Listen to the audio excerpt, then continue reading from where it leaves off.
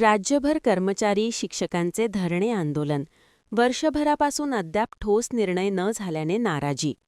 गेल्या वर्षभरापासून विविध मागण्यांसाठी कर्मचारी शिक्षकांनी शासनाकडे पाठपुरावा केला असून 6 मार्चपासून ते डिसेंबर 2025 पर्यंत धरणे, वॉकआउट, उग्र निदर्शने, शाळा बंद आंदोलन आणि नागपूर येथे साखळी उपोषण अशा विविध आंदोलनात्मक कृती करण्यात आल्या होत्या.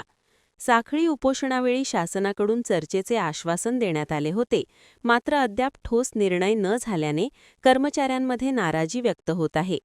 सुधारित राष्ट्रीय निवृत्ती वेतन योजना तात्काळ कार्यान्वित करणे, 1 मार्च 2024 नंतर निवृत्त कर्मचाऱ्यांना पेन्शन व प्रोव्हिजनल पेन्शन देणे, रिक्त पदे भरणे, कंत्राटी कर्मचाऱ्यांचे नियमितीकरण करणे, सेवानिवृत्तीचे वय 60 वर्षे करणे, 3% वाढीव महागाई भत्ता मंजूर करणे तसेच जुनी पेन्शन योजना लागू करणे आदी प्रमुख मागण्या यावेळी करण्यात आल्या.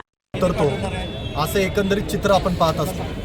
परंतु यावेळी केवळ सरकारी आणि निमसरकारी कर्मचारीच उतरला नाही, तर या देशातला संपूर्ण कष्टकरी कामगार आता रस्त्यावर उतरला आहे. हा देशातला कष्टकरी कामगार रस्त्यावर का उतरला याचा एक प्रकारे मागोवा, याचा एक विचार या केंद्र सरकार आणि सर्व राज्य सरकारांनी करणं अत्यंत महत्त्वाचं आहे. या राज्यातला आणि केंद्रातला कर्मचारी कष्टकरी कामगार रस्त्यावर उतरला कारण त्याची गळचेपी करण्याचं धोरण आता सरकारनं सुरू केलेलं आहे. या देशामध्ये ज्या कामगार संहिता आणल्या त्या कामगारांना त्यांच्या स्वातंत्र्य हिरावून घेण्यापासून यांना रोखण्याचा एक डाव या सरकारच्या तर्फे केला जातो. त्याच्या विरोधात हा कष्टकरी समाज आता रस्त्यावर उतरला.